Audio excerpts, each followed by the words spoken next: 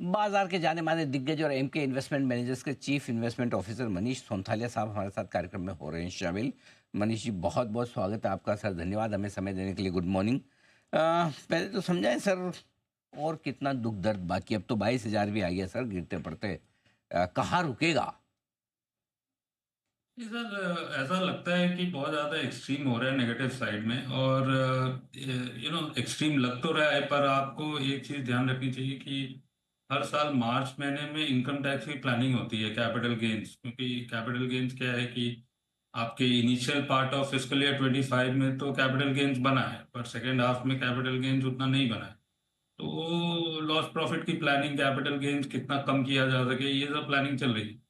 सो एक तो बाजार 22,000 के लेवल पर ऑब्वियसली इसके नीचे जाता है तो एक्सट्रीम लेवल से, और उसमें मिड और स्मॉल कैप में अगर और करेक्शन होता है तो आप ये समझ सकते हैं कि जब ये 15 मार्च का जो एडवांस टैक्स का पीरियड है, ये अगर निकल जाएगा तो वापस जो शेयर बिके हैं वो वापस खरीदारी के पॉइंट ऑफ व्यू से आएंगे। सो ये एक टेक्निकल पार्ट है, बट मोटा मोटी मुझे तो यही समझ में आता है कि बहुत ज्यादा अति हो रहा है नीचे की साइड में, और लेने का वक्त है डेफिनेटली।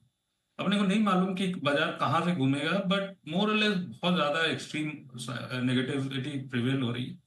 और थोड़ा सा medium term point of view से देखा जाए तो अच्छा लेवल से लेने के लिए। और मेरा तो अभी भी यही मानना है कि second half of the year में वापस अच्छी तरह पुल बैक आएगा बाजार में, ऐसा लगता है। ओके, चलिए ये अच्छी बात है कि अब यहाँ से बेचने का नहीं, लेने का समय है। अ, गिरने में और गिर सकता है, वो तो आप मना नहीं कर सकते, जानते भी नहीं कहाँ से घूमेगा। लेकिन स्पेशली फिर लेना है तो क्या फोकस अभी भी लार्ज कैप्स पे ही करें, या फिर वो जब बढ़ने में फिर मिड कैप स्मॉल कैप तेजी से बढ़ते हैं तो मन ललचाता है कि वो खरीदें? आपकी क्या स्ट्रेटेजी? देखिए, अगर आपकी वैल्यूएशन सही है ग्रोथ के पर्सपेक्टिव से, मिड एंड स्मॉल कैप्स में जो करेक्शन हुआ है मेरे हिसाब से, तो मिड एंड स्मॉल कैप्स में ज्यादा गुंजाइश है ऊपर की तरफ, प्रोवाइडेड आपकी ग्रोथ जो एस्टिमेट्स है वो करेक्ट हो। और आप ये देखें कि 10% अगर निफ्टी 50 की ईपीएस ग्रोथ है और मार्केट अगर 20 के पी पर चल रहा है, तो इंडिया का मार्केट 2 पीईजी पर चल रहा है। और मिड एंड स्मॉल कैप्स में अगर आपको जी का बेसिकली कन्विक्शन है, तो 1.5 से 2 के पीईजी में लेने में मुझे तो कोई हर्ज नहीं समझ में आता है, मिड एंड स्मॉल कैप्स में भी। और अगर वो ऊपर से 30 40 50% अगर गिरे हैं तो अभी नहीं लेंगे, तो फिर तो क्या है कि ये तो बस मोमेंटम वाली बात हो गई कि ऊपर चढ़े तो लेना है, नीचे चढ़े तो लेना है। मेरे हिसाब से इन्वेस्टिंग वैसे नहीं काम करता है।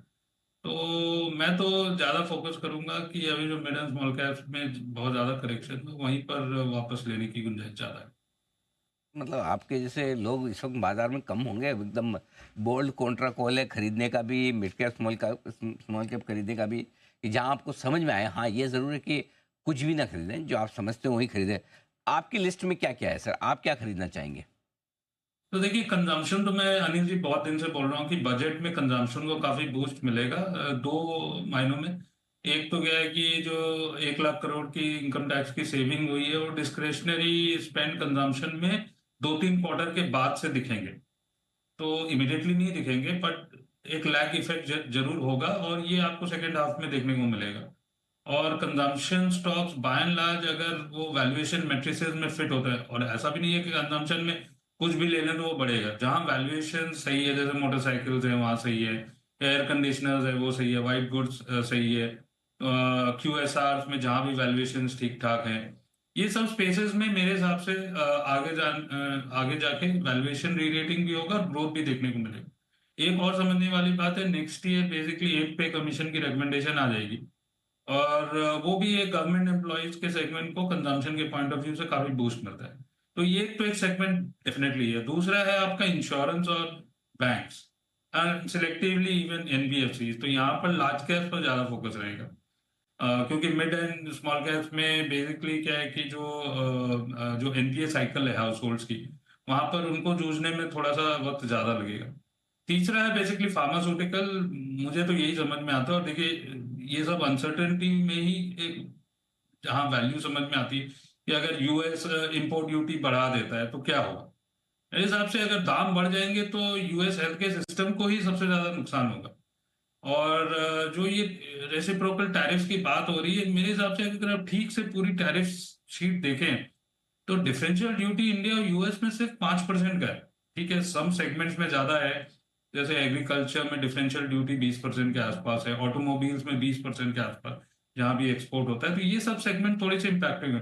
बट बाय एंड लार्ज जो डिफरेंशियल ड्यूटी है वो 5% की है। तो ये एक सेगमेंट होगा। फिर केमिकल्स होंगे एक सेगमेंट, जहां पर इंडिया बेसिकली यूएस को जीरो ड्यूटी पर भी सप्लाई कर सकता है। और ये भी एक साइकिल है जो एकदम लो बॉटम के लेवल्स पर मिल रहा है। और आपकी आईटी एक स्पेस है जहां रुपी डेप्रिसिएशन अभी भी है, और वो एक बेनिफिशियल पॉइंट ऑफ व्यू के 2026-27 के पॉइंट ऑफ व्यू से एवरेज वैल्यूएशन के आसपास है। तो ये भी एक सेक्टर समझ में आता है। जो सेक्टर नहीं समझ में आता है, जहां पर बहुत ज्यादा ओवर ओनरशिप है, वो सेम वही है आपके railways, defence, power, renewables, capital goods, infrastructure. यहाँ अभी भी करेक्शन की गुंजाइश मुझे लगती है। ओके, तो ये इंटरेस्टिंग चीज़ आपने बताई, जबकि थोड़ा दुनिया भर में माहौल अनसर्टेन है, लेकिन आपको फार्मा आईटी ज़्यादा पसंद है और घरेलू बाजारों में कंजम्पशन और बैंक्स एनबीएफसी ज़्यादा पसंद है। मैं यहाँ पर पैसा लगा रहा हूँ। डिफेंस, रेलवे, पावर, इस तरह के पीएसयू शेयरों से इंफ्रा, इनसे थोड़ा फिलहाल दूर है।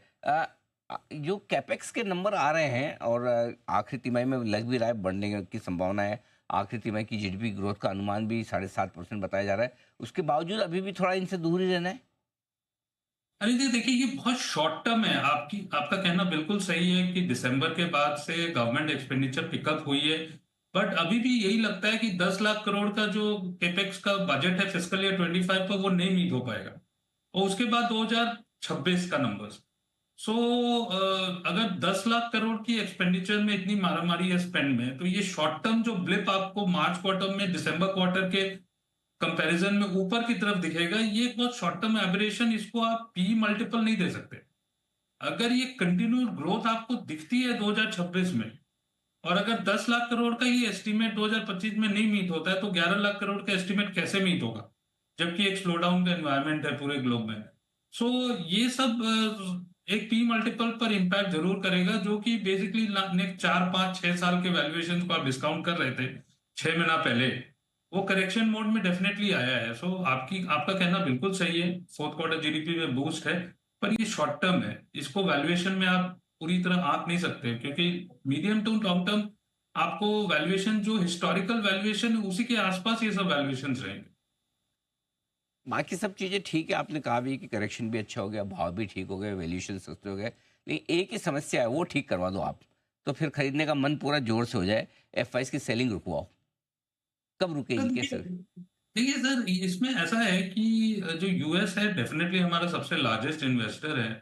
पर दूसरे भी कंट्रीज हैं, जैसे मिडिल ईस्ट के जो सॉवरेन वेल्थ फंड्स हैं, नॉर्वे के जो सॉवरेन वेल्थ फंड्स हैं, जापानीज इन्वेस्टमेंट्स हैं, ये भी इंडिया को काफी पॉजिटिवली देखते हैं। तो आपका कहना बिल्कुल सही है कि यूएस के पॉइंट ऑफ व्यू से सेंटिमेंट्स थोड़े खराब है। पर यहाँ पर भी थोड़ी सी ओवरडूइंग है, जो मुझे समझ में आता है। और बेसिकली जो नैरेटिव आप सुन रहे हैं हाल ही के दिन में, बेसिकली रेसिप्रोकल टैरिफ्स की समस्या है। तो मेक्सिको पर लग गए, कनाडा पर लग गए, चाइना पर लग गए, तो इंडिया की बारी नेक्स्ट है। बट उन्होंने तो यही भी कहा है ना कि डिफरेंशियल ड्यूटी जितना रहेगा, जितना इंडिया मुझे लगाता है उतना ही मैं लगाऊं। तो जो डिफरेंशियल ड्यूटी है इंडिया और यूएस के वेटेड एवरेज बेसिस पर सिर्फ 5% की है।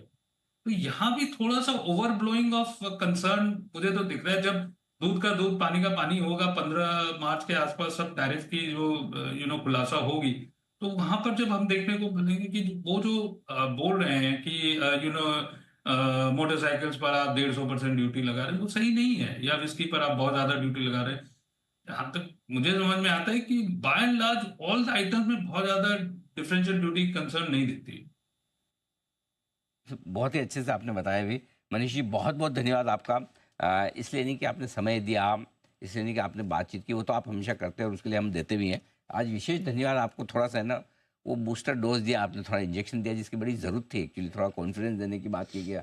हाँ भाई देखो, कहाँ गिरेगा, कब तक गिरेगा, कब रिकवर होगा, ये तो पता नहीं, लेकिन भाव ऐसे हो गए जहाँ पर बेचने के बजाय खरीदने बिल्कुल। का समय है। ये बहुत स्ट्रांगली आपने अच्छे से बात की, कहाँ एब्सोल्युटली। पैसा लगाना है वो भी आपने बताया। थैंक यू सर, बहुत बहुत धन्यवाद, thank thank you you. Sir, thank you. Manish Sontalia साहब बताते हुए आपको इस वक्त पूरे का पूरा एक्शन बाजार का।